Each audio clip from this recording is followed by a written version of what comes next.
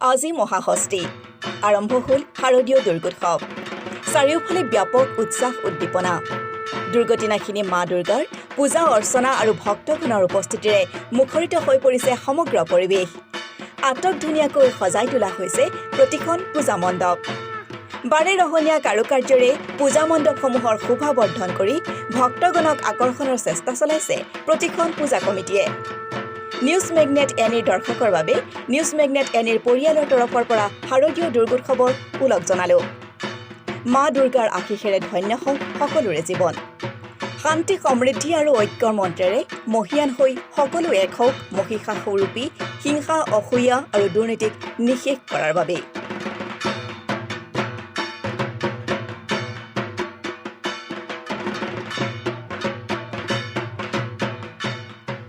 News Desk Report, News Magnet, Any.